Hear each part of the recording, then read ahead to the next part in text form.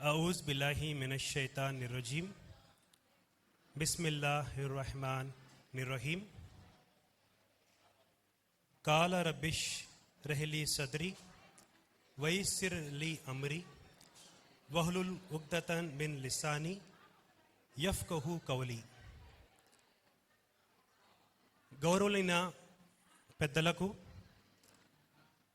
సోదర సోదరిమణులకు, పిల్లలకు అస్సలాము అలైకుం వరహమతుల్లాహి వబరకాతుహు.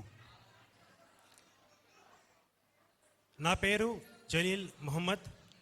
నేను హైదరాబాద్లో ఒక సాఫ్ట్వేర్ ఇంజనీర్గా పనిచేస్తున్నాను.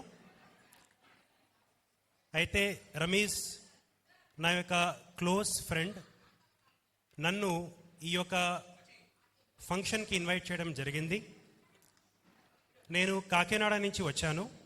నా యొక్క తోటి ఫ్రెండ్స్తో అందరు కలిసి వచ్చాము. అయితే ఈ సందర్భంగా రమీజ్ గారు ఖురాన్ వెలుగులో కొన్ని విషయాలు చెప్పమని అడిగారు. అయితే మనం ఏదైనా ఫంక్షన్ చేసుకుంటున్నామంటే ఖచ్చితంగా ఆ యొక్క దైవం గురించి ప్రస్తావన చేసుకుని ఫంక్షన్ని స్టార్ట్ చేసుకోవాలి. అంటే దైవం యొక్క ప్రస్తావన లేకుండా ఏ పని కూడా మొదలెట్టకూడదు. అందుకనే ఆయన యొక్క సందేశం ఏముంది, ఏమిస్తున్నాడు, దాని గురించి ఖురాన్ ఏం చెప్తుంది అన్న కొన్ని విషయాలు నేను మీ ముందు చెప్పే ప్రయత్నం చేస్తున్నాను. జజాకల్లా. ముందుగా ప్రతి వస్తువుకు ఒక లక్ష్యం ఉంటూ ఉంటుంది. ఈ ప్రపంచంలో ఉండే ప్రతి వస్తువుకు లక్ష్యం అనేది ఉంటుంది. ఫర్ ఎగ్జాంపుల్, నా చేతిలో ఉన్న ఈ మైక్ లక్ష్యం ఏమిటి? మాట్లాడడానికి. నేను మాట్లాడేది మీకు చాలా గట్టిగా వినిపించాలి అని చెప్పేసి ఈ మైక్ యొక్క ఉద్దేశము. అలానే నా చేతిలో ఉన్న ఈ ఫోన్ యొక్క ఉద్దేశం ఏమిటి? నా యొక్క తెలిసిన వాళ్లకు ఫోన్ కాల్ చేసి మాట్లాడడానికి. అవునా? అలానే ఈ యొక్క ఏదైతే ఫంక్షన్ హాల్ ఉందో దాని యొక్క ఉద్దేశం ఏమిటి? ఫంక్షన్స్ కండక్ట్ చేసుకోవడానికి. అంటే ప్రతి వస్తువుకు ఒక లక్ష్యం, ఒక ఉద్దేశం అయితే మనకి ఉంది. అలానే ఒక్కసారి ఆలోచిస్తే మనిషికి ఏదైనా లక్ష్యం అంటూ ఉందా?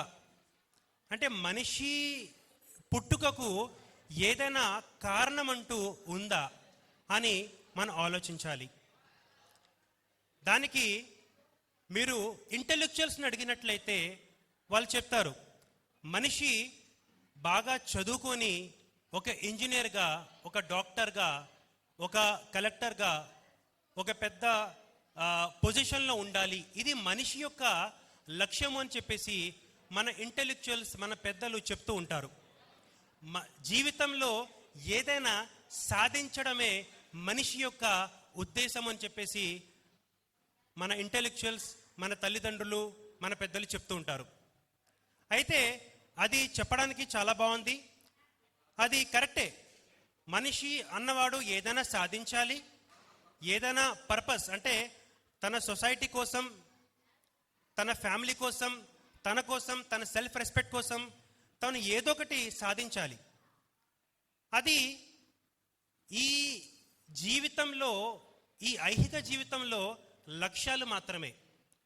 కానీ ఆ దైవము మనిషిని తయారు చేసినప్పుడు, ఈ భూమికి పంపించినప్పుడు ఏ కారణంతో పంపించాడు, అది దైవ గ్రంథాలు ఏం చెప్తున్నాయి కాస్త మనం తెలుసుకోవాలి. ఎందుకంటే మనమందరము విశ్వాసులము, మనమందరము ఆ దైవాన్ని నమ్ముతున్నాము అని సాక్ష్యం ఇస్తున్నాం. కాబట్టి సరే, మరి ఆయన మనల్ని ఎందుకు పంపించాడు, ఎందుకు పుట్టించాడు, అది తెలుసుకోవాలి. దానికి ఖురాన్ గ్రంథం ఏం చెప్తుంది అంటే, నేను మీ అందరినీ పుట్టించింది పరీక్షించడానికి మాత్రమే అన్నాడు. దేనికండి? పరీక్షించడానికి మాత్రమే. To test. I have given life to you to test. మరి దేని గురించి పరీక్ష? ఇప్పుడు 10th క్లాస్లో పరీక్ష ఉంటుంది. మనకి 6 సబ్జెక్ట్స్ ఉంటాయి: science, maths, biology, Telugu, English, Sanskrit. అలా ఏదో ఒక పరీక్ష ఉంటుంది. ఆ పరీక్ష సిలబస్ చదవాలి. చదివిన తర్వాత పాస్ అవుతాము లేదా ఫెయిల్ అవుతాము. మరి మనిషికి సిలబస్ ఏమిటి? మరి ఈ జీవితము పరీక్ష మాత్రమే అన్నాడు కదా, మరి దేని మధ్య పరీక్ష అంటే దానికి ఖురాన్ చెప్తుంది, నేను మంచి చెడు ఎవరు చేస్తారో మంచి చెడుల మధ్య మీ జీవితం మీకు పరీక్షగా చేశాము.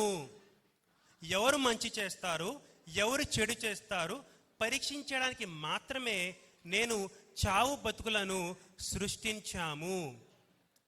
మరి మంచి అంటే ఏమిటి, చెడు అంటే ఏమిటి, ఇది తెలుసుకోవాలి. ఇప్పుడు ఫిజిక్స్ పాస్ అవ్వాలంటే ఫిజిక్స్ సబ్జెక్ట్ తెలుసుకోవాలి. మ్యాథ్స్ పాస్ అవ్వాలంటే మ్యాథ్స్ సబ్జెక్ట్ తెలుసుకోవాలి.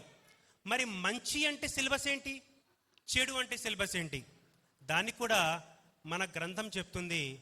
మంచి అంటే చాలా చాలా క్లియర్గా ఏది మంచి ఏది చెడు.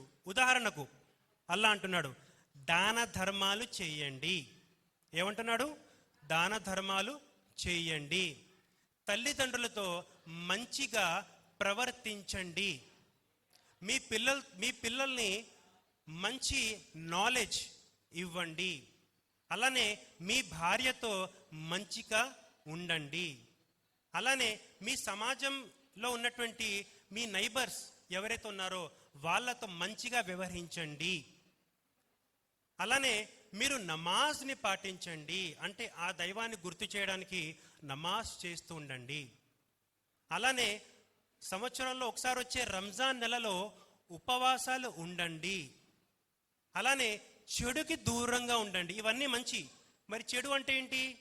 ఫాహిష, ఇమ్మొరాలిటీ, అశ్లీలమైన విషయాలకు దూరంగా ఉండండి. మీరు జినాకి దూరంగా ఉండండి. జినా అంటే వ్యభిచారానికి దూరంగా ఉండండి. అలా ఎన్నో విషయాలు, మంచి ఏంటి చెడు ఏంటి దేవుడు చాలా క్లియర్గా చెప్పాడు. మీరు భూమిలో కల్లోలాన్ని సృష్టించకండి, అంటే కరప్షన్. మీరు అంటే చూడండి, ఏదైనా పొలిటికల్ ఇష్యూ జరిగినప్పుడు బస్సులు తగిలిపెట్టేస్తుంటారు, పబ్లిక్ ప్రాపర్టీని తగిలిపెట్టేస్తుంటారు. అవసరమైతే రాళ్లతో ఎవరైతే మనకి ఇష్టం ఉండదో వాళ్ళని రాళ్లతో కొడుతూ ఉంటాం. ఇదంతా ఏంటి? కల్లోలాన్ని సృష్టించకండి అంటున్నాడు. సో మంచి ఏంటి చెడు ఏంటి దేవుడు చాలా క్లియర్గా ఖురాన్లో చెప్పాడు. మరి దాని యొక్క కారణాలు ఏమిటి?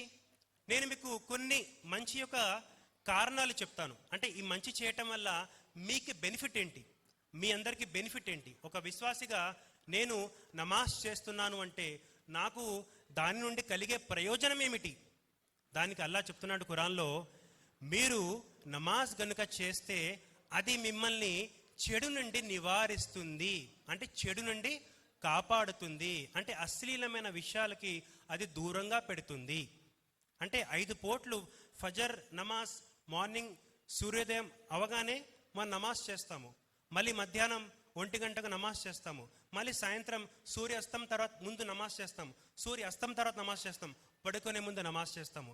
ఈ 5 పూట్ల నమాజ్ ఎందుకు చేస్తాము అంటే మార్నింగ్ ఫజర్ నుంచి మధ్యాహ్నం జోహర్ నమాజ్ చేసే టైంలో ఈ నమాజ్ ఏదైతే మీరు చేశారో, ఆ దైవాన్ని మీరు గుర్తు చేసుకున్నారో అది మిమ్మల్ని మీ మైండ్లో ఏవైతే చెడు విషయాలు వస్తుంటాయో వాటిని నివారిస్తుంది, నియంత్రిస్తుంది.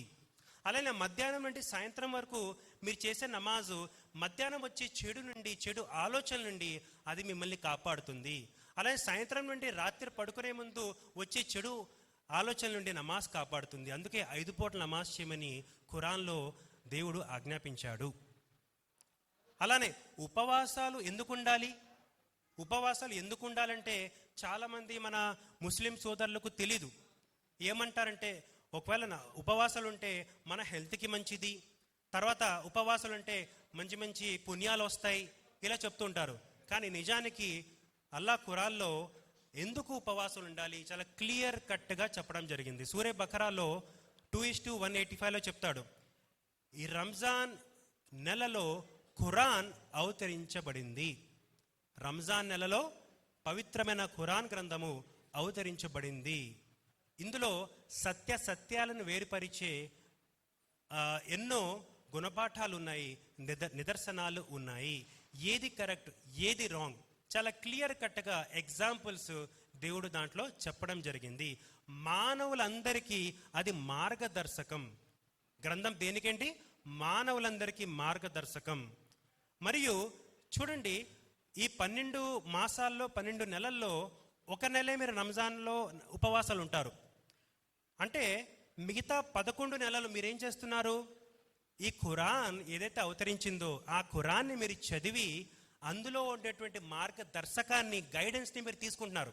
నా జీవితంలో ప్రాబ్లం వచ్చింది, నా భార్యతో చిన్న చిన్న ప్రాబ్లమ్స్ వచ్చాయి, మరి దానికి సొల్యూషన్ ఏంటి? దేవుడు తన గ్రంథాల్లో ఏం చెప్తున్నాడు అది నేను తెలుసుకుని దానిని అమలు చేశాను, నా ప్రాబ్లం సాల్వ్ అయింది. ఖురాన్ చెప్తుంది మీ యొక్క మనస్సు యొక్క ప్రాబ్లమ్స్కి ఖురాన్ పరిష్కారము అంటాడు. మీ మనసులో ఉండే నీ మనసులో ఉండే టెన్షన్స్కి ఖురాన్ పరిష్కారము అంటాడు. అంటే ఎలా? ఫర్ ఎగ్జాంపుల్ అల్లా చెప్తాడు, మీరు దాన ధర్మాలు చేసినట్లయితే అందులో మీకు గ్రోత్ ఉంది అంటాడు. ఏముంది? గ్రోత్, డెవలప్మెంట్ ఉంది. ఫర్ ఎగ్జాంపుల్ నేను 100 రూపాయలు చారిటీ చేశాను, నాకు అందులో ప్రాఫిట్ ఇస్తాడు దేవుడు. ఎలా ఇస్తాడు ఆయనకు తెలుసు, కానీ ఏదో రకంగా ఇస్తాడు. మీరు ప్రపంచంలో చూసుకోండి, ఎలాంటి స్కీమ్స్ ఉన్నా, బ్యాంకు వాళ్ళు కానీ, ఫైనాన్షియల్ ఇన్స్టిట్యూషన్స్ వాళ్ళు కానీ, ఎవరైనా సరే వాళ్ళు ఏం చెప్తారంటే, సార్ మీరు నెలకి 1000 రూపాయలు ఖర్చు పెట్టండి, ఇలా 5 సంవత్సరాలు మీరు ఇలా ఖర్చు పెట్టండి, ఇన్వెస్ట్ చేయండి, చేసినట్లయితే మీకు 20% ప్రాఫిట్ మా సంస్థ మీకు ఇస్తుంది. లేదా 10 సంవత్సరాలు మీరు ఇంత అమౌంట్ మీరు ఇన్వెస్ట్మెంట్ చేయండి, మీకు 10 ఇయర్స్ తర్వాత ఒక 10 లక్షలు, 20 లక్షలు, 1 crore రూపీస్ వస్తాయని చెప్పేసి చెప్తుంటారు. కానీ వాళ్ళు చెప్పిన తర్వాత టర్మ్స్ అండ్ కండిషన్స్లో ఏముంటుందంటే, కండిషన్స్ అప్లై. ఒకవేళ మార్కెట్ బాగుంటే మీకు ప్రాఫిట్, మార్కెట్ బాగా లేకపోతే మీకు ప్రాఫిట్ ఉండకపోవచ్చు, లాస్ కూడా అవ్వచ్చు అని చెప్తారు. కానీ అల్లా చెప్పేది ఏంటంటే తెలుసా, అల్లా ఎలాంటి లాస్ గురించి చెప్పట్లేదు. మీరు గనుక ఒకవేళ చారిటీ చేసినట్లయితే ఖచ్చితంగా మీకు ప్రాఫిట్ ఉంది. బల్లగుద్ది అల్లా చెప్తున్నాడు, బల్లగుద్ది ఖచ్చితంగా మీకు ప్రాఫిట్ ఉంది. ఈ యొక్క మన ప్రపంచంలో ఉండే మనుషులు చెప్పే మాట కాదు, మనుషులు చెప్పే ప్రతి మాటకి టర్మ్స్ అండ్ కండిషన్స్ ఉంటాయి, డిస్క్లైమర్ ఉంటుంది. కానీ అల్లా చెప్పిన మాటకి డిస్క్లైమర్ కానీ టర్మ్స్ అండ్ కండిషన్స్ ఉండవు. ఆయన చెప్పాడు అంటే అది జరుగుతుంది. అది సో అందుకే దాన ధర్మాలు ఖచ్చితంగా చేయాలి. ఒకవేళ దాన ధర్మాలు చేయకుండా మరొక చోట ఖురాన్లో చెప్తాడు, మీరు వ్యధాభరితమైన ఖర్చులు చేయకండి, అనవసరమైన ఖర్చులు చేయకండి అంటాడు. ఒకవేళ మీరు అనవసరమైన ఖర్చులు చేసినట్లయితే మీరు శైతానుకు స్నేహితులు. చూడండి, మనం ఉదాహరణకు 100 రూపాయలతో జరిగే పనిని 1000 రూపాయలు ఖర్చు పెట్టి చేస్తుంటాం. అలా కొన్ని సందర్భాల్లో మనిషి చేస్తుంటాడు, తప్పులు చేస్తుంటాడు. అలానే ప్రతి నెల నేను జాబ్ చేశాను కాబట్టి నేను ఎక్కడికో వరల్డ్ ట్రిప్కి వెళ్ళాలి, నేను ఊటీ వెళ్ళాలి, నేను కులు మనాలి వెళ్ళాలి అని ఒక 1,00,000 రూపాయలు, 50,000, 2 lakhs రూపీస్ ప్రతి నెల ఖర్చు పెడుతుంటాడు. అది వ్యధాభరితమైన ఖర్చు. అంటే ఇవన్నీ ట్రిప్స్కి వెళ్ళొచ్చా? వెళ్ళొచ్చు, దానికో సమయం ఉంటుంది. అది 1 yearకి ఒకసారి కానీ 6 monthsకి ఒకసారి కానీ స్తోమత బట్టి మనిషి వెళ్ళాలి. అంతే తప్ప నేను నెలంతా కష్టపడ్డాను, చాలా అలిసిపోయాను, చెమట వచ్చేసింది, నేను ఖచ్చితంగా ట్రిప్కి వెళ్ళాలని చెప్పేసి నువ్వు ఇష్టానుసారంగా ఖర్చు పెట్టుకుంటూ వెళ్ళిపోతే ఏమవుతుంది? నువ్వు దివాలా తీస్తావు, నీ దగ్గర కిరాణా కొనడానికి కూడా డబ్బులు తర్వాత ఉండవు, అప్పులు పాలైపోతావు. అది అంటే అల్లా ఏం చెప్తున్నాడు, మీ యొక్క మనసులో ఉండేటువంటి ప్రాబ్లమ్స్కి ఇది సొల్యూషన్ ఎప్పుడవుతుంది? మీరు వ్యధాభరితమైన ఖర్చు చేయకుండా మీరు చారిటీ చేసినట్లయితే అప్పుడు మీ మనసులో టెన్షన్స్ పోతాయి. అదొక ఎగ్జాంపుల్. ఇలా ఎన్నో ప్రాబ్లమ్స్ ఫేస్ చేస్తూ ఉంటాం. మన భార్యతో ప్రాబ్లం ఉండొచ్చు, తర్వాత మన తల్లిదండ్రులతో ప్రాబ్లం ఉండొచ్చు, తర్వాత మన సమాజంలో ఉండే నైబర్స్తో ప్రాబ్లం ఉండొచ్చు. దానికి పరిష్కారం ఏమిటో ఖురాన్ ఏం చెప్తుందో అది మనం అమలు చేసినట్లయితే ఖచ్చితంగా మన జీవితంలో సుఖశాంతులు ఉంటాయని చెప్పేసి ఖురాన్ గ్రంథం చెప్తుంది. ఇంకా 5 నిమిషాలు చెప్పి నా యొక్క ప్రసంగాన్ని నేను ముగిస్తాను. అదేమిటంటే, మనం ఎవరు? మన విశ్వాసులము. అయితే అల్లా మీ అందరికీ ఫ్రీగా ఒక వారసత్వంలో వారసులుగా చేశాడు. మీ అందరినీ మీ ముస్లిమ్స్ అందరినీ వారసత్వంలో వారసులుగా చేశాడు. ఫర్ ఎగ్జాంపుల్, మా నాన్నగారు మా తాత ముత్తాత వారు నా కోసం 100 కోట్ల ఆస్తి వదిలేసి వెళ్ళిపోయారనుకోండి, నేనేమవుతాను? 100 కోట్లకి వారసుణ్ణి. అవునా కదా? అప్పుడు నేను కాలర్ ఎగరేసుకుంటూ నా దగ్గర 100 కోట్ల ఆస్తి ఉందని చెప్పేసి చెప్పుకుంటానా లేదా? నా ఫ్రెండ్స్కి కానీ, నా రిలేటివ్స్కి కానీ, నా బంధుమిత్రులకు కానీ, నా బయట వాళ్ళకి కానీ చెప్తానా లేదా? అలానే అల్లా చెప్తున్నాడు, నేను ఈ ఖురాన్ గ్రంథాన్ని మీకు వారసత్వంలో ఇచ్చాను. ఈ ఖురాన్ గ్రంథముకి మీరు వారసులు అని చెప్పేసి ఖురాన్ చెప్తుంది. ఇప్పుడు చెప్పండి, ఎప్పుడైనా ఈ విషయం మనం విన్నామా? ఈ ఖురాను మనకు ఫ్రీగా వారసత్వంలో వచ్చిందనే విషయం మనం ఎవరైనా చెప్పారా?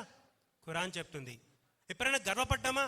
నేను ఫ్రీగా ఈ ఖురాన్కి వారసుడయ్యాను, నేను ఒక పేదవాడిని కాదు, ఈ ఖురాన్ గ్రంథానికి నేను వారసుడయ్యాను, నేను ఒక పెద్ద రిచ్ పర్సన్ అని ఎప్పుడైనా చెప్పగలిగామా? చెప్పలేము.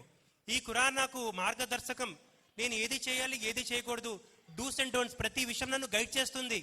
ఇంతకన్నా మంచి ఇన్ఫర్మేషన్ ఎక్కడైనా ఎవరైనా నాకు ఇస్తారా? ఇవ్వలేరు. ఇంతకన్నా మంచి వారసత్వంలో దొరికే ఆస్తి ఏమైనా ఉందా మన ప్రపంచంలో? లేదు. ఇలాంటి అమూల్యమైన ఆస్తిని మనం కాపాడుకోవాలి. ఒకవేళ ఈ ఆస్తిని మీరు వదిలేసుకొని మీరు స్వేచ్ఛగా తిరిగితే మీ ప్లేస్లో ఇతరులని అల్లతలా నియమించుకుంటాడు. అంటే ఫర్ ఎగ్జాంపుల్, మీ దగ్గర 100 ఎకరాల పొలం ఉంది. 100 ఎకరాల పొలం ఉందని చెప్పేసి ఎక్కడో ఊరి చివర ఉంది, కానీ మీరు ఎప్పుడు ఆ పొలం యొక్క కేర్ చేయలేదు, ఎప్పుడు చూసుకోలేదు. అది ఉందా లేదా పట్టించుకోవడం మానేశారు. ఉంటదిలే, మా తాత ముత్త ఇచ్చిన స్థలమే కదా, ఉంటదిలే, ఎక్కడికి వెళ్ళిపోతుంది అక్కడే ఉంటుంది అని చెప్పేసి మనం అలాగా హ్యాపీగా కూర్చుని ఉన్నాం. కానీ అలా ఎన్నాళ్ళు ఉంటుంది? అలా ఖాళీగా ఉన్న ప్రదేశం చూసిన వాళ్ళు ఏం చేస్తారు? ఖచ్చితంగా ఆక్రమించడానికి ప్రయత్నిస్తారు. అవునా కదా? ఎన్నో జరిగాయి. ఎన్నో డాక్యుమెంట్స్ చేసుకొని, డూప్లికేట్ డాక్యుమెంట్స్ చేసుకొని మన యొక్క ఆస్తులు, ఇతరుల యొక్క ఆస్తులు ఎంతోమంది స్వాహా చేసుకున్నారు. అవునా కదా? సమాజంలో జరుగుతుందా లేదా? అలానే ఒకవేళ మీరు గనుక మీకు ఇచ్చినటువంటి ఈ ఖురాన్ గ్రంథాన్ని మీరు వినియోగించుకోకపోతే, మీ నుంచి ఆ గ్రంథాన్ని, ఆ వారసత్వాన్ని తొలగించి మీకి బదులుగా ఇతరులను అల్లా నియమించుకుంటాడు. వారు మీలాంటి వాళ్ళు అయి ఉండరు, మీకన్నా మంచి మంచి పనులు చేసేవాళ్ళు ఉంటారు అని అల్లా చెప్తున్నాడు. మహాశయులారా, అందుకే అలాంటి దౌర్భాగ్యం మనకు ఉండకూడదు. అల్లా మనల్ని మంచిగా ఉంచాలి, ఈ సమాజంలో రెస్పెక్ట్ ఉండాలి అంటే ఖచ్చితంగా ఖురాన్ గ్రంథాన్ని మనం చదవాలి. అల్లా చెప్పినటువంటి ఈ జీవిత లక్ష్యము ఏమిటి? మంచి చెడుల మధ్య పరీక్ష. ఆ మంచి ఏంటో ఖురాన్ చెప్తుంది, ఆ చెడు ఏంటో చెప్తుంది. ఆ 2 విషయాలు తెలుసుకొని మన జీవితంలో అమలు చేసినట్లయితే ఖచ్చితంగా మన జీవితంలో సుఖశాంతులు ఉంటాయి. అలానే మనం అమలు చేయడం కాకుండా రెండో పని కూడా చేయాలి. మన యొక్క కుటుంబ సభ్యులకు, మన పిల్లలకు, మన భార్యకు, అలానే మన ఫ్రెండ్స్కు, మన నైబర్స్కు అందరికీ మంచి విషయాలు, ఈ యొక్క ప్రస్తావన ఖచ్చితంగా చేయాలి. ఈ 2 పనులు ప్రతి విశ్వాసి, ప్రతి ముస్లిం ఈ ప్రపంచంలో చేయాల్సిందే. అలా చేసినప్పుడే అప్పుడు నిజమైన వారసుడిగా అల్లా మిమ్మల్ని ఉంచుతాడు. అప్పుడే ఈ జీవితం తర్వాత ఉండే మరొక జీవితం ఏదైతే ఉందో ఆ స్వర్గానికి మీరు నిజమైన వారసులుగా అక్కడికి వెళ్తారు. వాఖిరు దావనా అల్హమ్దులిల్లాహి రబ్బిల్ ఆలమీన్.